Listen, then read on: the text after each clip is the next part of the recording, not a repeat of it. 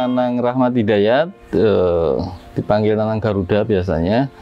Saya owner rumah Garuda yang saya dirikan sejak 2011, tepatnya 17 Agustus. Mungkin ketertarikanku diawali dari waktu masa anak-anak ya. Jadi ada alam bawah sadar yang merekam kebiasaan, habitat atau apapun yang ada waktu itu. Jadi misalnya saya tinggal bersama Bapak Ibu di sebuah rumah yang berada di Jalan Gajah Mada, Mojokerto. Di sana itu ada gedung yang namanya Gedung Nasional. Itu di depannya ada patung Garuda Pancasila setinggi 5 meter gitu. Nah, kami waktu anak-anak itu kalau main di bawah patung Garuda Pancasila itu, karena berada di sebuah bentuk kelopak teratai yang ada air muncratnya dan di tengahnya ada Garuda itu. Nah, kami berada di situ main air. Kadang kalau pas airnya nggak ada juga kita lari-lari di situ. Nah, Garuda ini menghadap ke barat. Ketika senja datang, dia disorot oleh sinar matahari senja dan dia seperti hidup gitu. Bayangkan imajinasiku waktu kecil melihat itu hampir setiap sore ya. Kalau nggak main di lapangan, main layang-layang. Kalau nggak ya seringnya di situ. Nah, itu rekaman pertama. Kedua, di TVRI waktu itu salah satu channel TV di Indonesia, setiap jam 8 malam akan diputar jingle atau filler Garuda Pancasila dengan gambar visual yang simple tapi sangat berhasil. Pemerintah itu mencuci otak pemirsanya ya, terutama anak-anak. Jadi gambarnya Garuda Pancasila di breakdown sila demi sila, kemudian diiringi lagu Mars Pancasila dan ada gambar masing-masing sila ketuhanan, misalnya teksnya, kemudian gambar bintangnya maju, kemudian ganti sila kedua, gambarnya rantai emas, track in lagi. Nah, itu kayak menghipnotis semua anak. Sampai ponakanku itu juga sama, punya gejala yang sama ketika nonton TV saat Garuda Pancasila itu. Jadi ini sudah memori kolektif semua orang yang waktu itu memang melihatnya hanya TVRI, selalu tahu jam 8 itu sedang menonton apa gitu. Nah, itu dua hal. Kemudian yang hal ketiga, di sekolah juga diajari waktu zaman Orde Baru ya, itu kita diajari PMP, salah satu mata pelajaran pendidikan moral Pancasila. Nah, itu sampul bukunya ya, gambarnya Garuda Pancasila di atas peta Indonesia. Kemudian 2003 saya ketemu pada peristiwa untuk menjadi salah satu peserta pameran foto. Nah, aku mau motret Garuda-Garuda yang tersebar di kampung-kampung. Itu ada di pojok gardu gitu, ada di pertigaan, di simpang desa gitu, ada juga yang di gapura, ada yang di perapatan jalan, semuanya Garuda-Garuda. Nah, uniknya tidak ada yang seragam gitu. Jadi aku ya sebagai seorang yang diajari visual ya, itu menjadi hal yang menarik untuk ini lambang negara mestinya satu gitu, bener. Tapi kok beragam. Nah, mulai itu tak foto. Akhirnya dalam waktu seminggu itu ketemu 27 jenis Garuda, spesies Garuda yang beragam dan semuanya unik-unik. Nah, dari situ keterusan motret sampai ratusan. Hobi motret itu berlanjut sampai pada penelitian. Gue kayaknya nggak pernah diajari nih Garuda Pancasila ini dalam mata pelajaran sejarah ya. Yang ada kan Pancasila terus. Nah, menurutku Pancasila ini nggak ada fungsinya ketika dia tidak dibawa terbang oleh Garuda ini gitu. Karena simbolnya kan Garuda Pancasila. Jadi Pancasila diwujudkan dalam bentuk tameng. Tameng ini buat apa? Kalau nggak diterbangkan. Tapi Garuda juga gitu, kalau dia tidak diberi perisai itu mungkin masuk angin apa jadi liar ya, karena tidak ada perisai untuk memfilterisasi kultur dari luar. Saya ibaratkan kayak komputer itu hardware-nya Garuda, software-nya Pancasila. Nah, dari situ akhirnya nggak ada jawaban untuk sejarah lahirnya Laman Negara. Akhirnya riset 2006, masuk S2, tak jadikan tesis, judulnya Mencari Telur Garuda, sampai 2008 selesai, jadi buku, jadi film dokumenter dengan judul yang sama, Mencari Telur Garuda.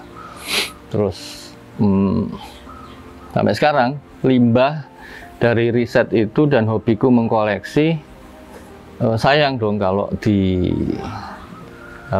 tidak dimanfaatkan, hanya disimpan di gudang. Akhirnya jadilah Rumah Garuda.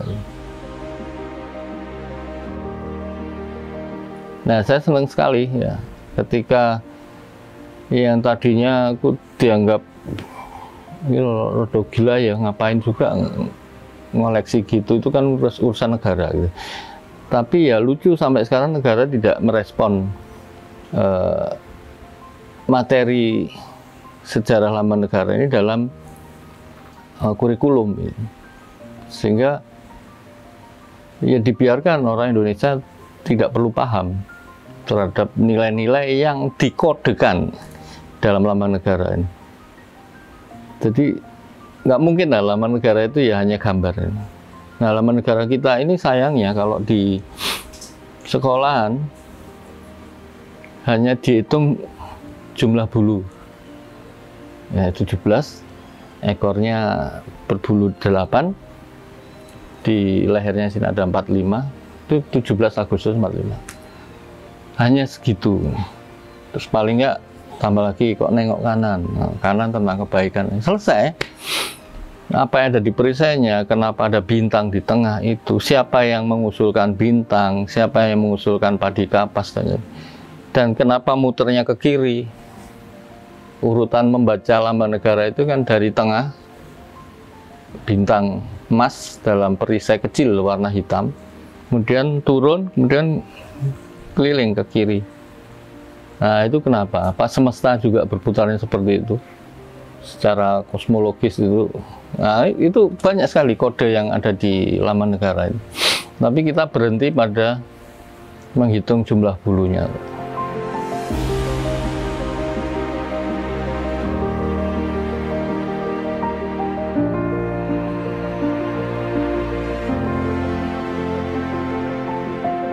Karena terlanjur diadopsi sebagai Laman Negara, dan kalau kita meneliti jejak tentang sejarahnya si Garuda ini ya, masuk pada wilayah, mungkin orang ngomong ke dalam bentuk mitos ya, tapi aku lebih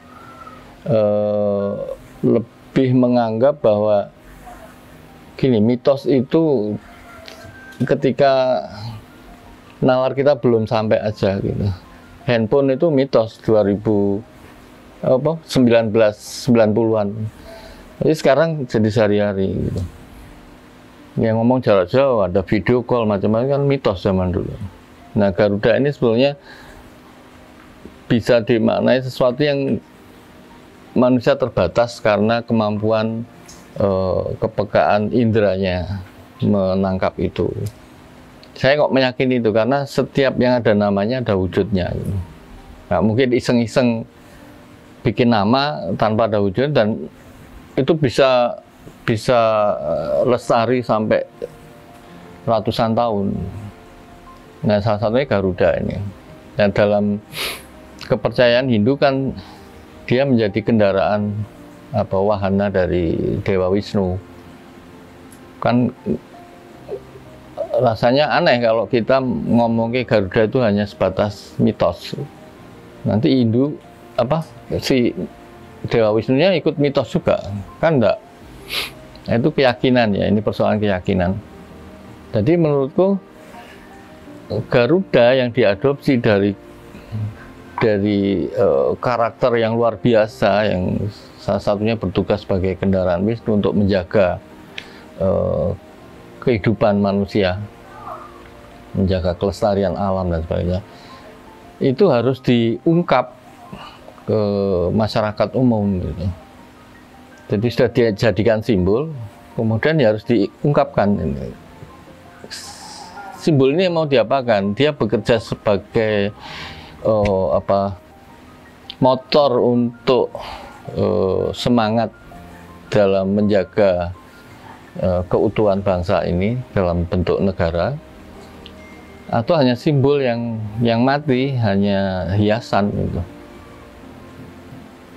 Perlu disakralkan, tapi juga tidak harus menjauhi profan gitu. Jadi yang biar profan tapi dia punya makna, tetap punya makna.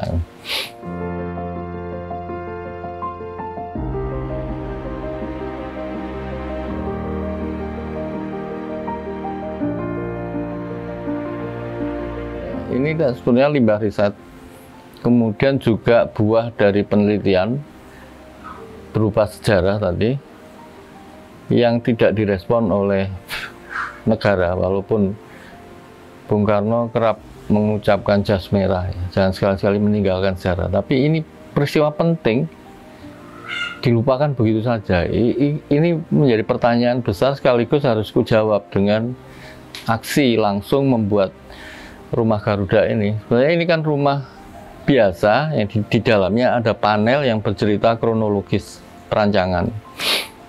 Biar yang datang ke sini, tamu-tamu bisa ngerti bahwa proses sejarahnya gini. Dan tujuannya apa menjadikan Garuda sebagai lambang negara.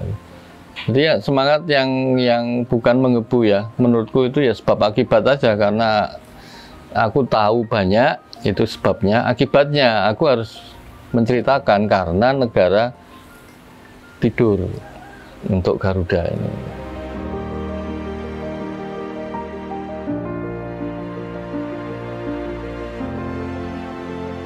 Ya, sejak dulu sih memang kegiatan Rumah Garuda ini nggak hanya museum pasif gitu ya, makanya kami tidak menggunakan istilah museum tapi Rumah Garuda biar lebih welcome. Itu satu. Kedua,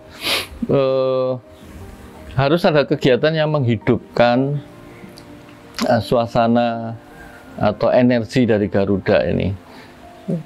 Dulu kerap kami bikin event pitulasan ya, 17 Agustusan itu dengan lomba karambol misalnya. Lomba karambol itu semua orang bisa bikin, tapi kami bikin yang agak beda, di mana gaconya ini pion utama yang nanti buat nyentil masukin pion-pion yang lainnya. Ini tak tempeli stiker Garuda Pancasila dan tulisan KPK.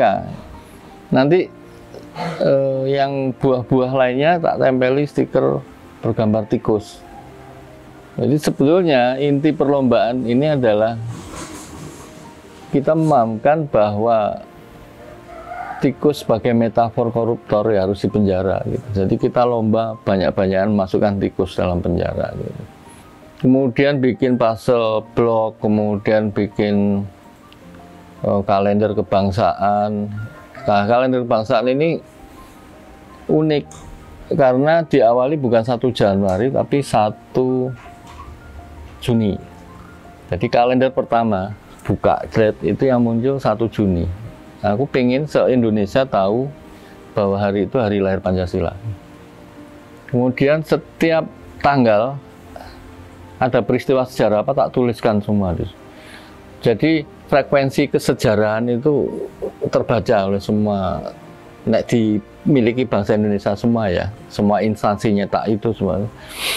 Terus habis itu bikin film, terus bikin wayang. Ini wayang pulau. Tak sebut wayang pulau karena kan secara figur ini pulau-pulau di Indonesia, 5 pulau besar. Kemudian ada tokoh superhero-nya bernama Kiai Gardala. Itu akronim dari Garuda Pancasila, ada di dalam nanti.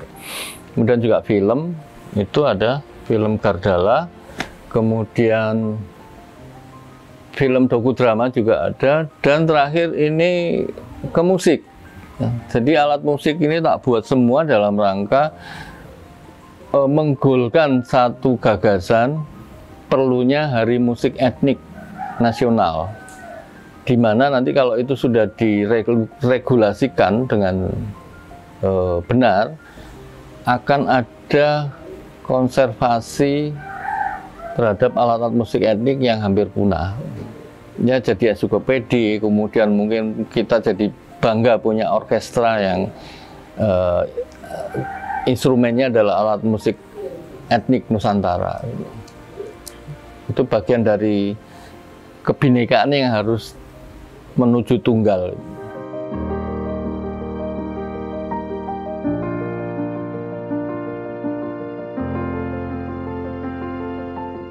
Jadilah Garuda.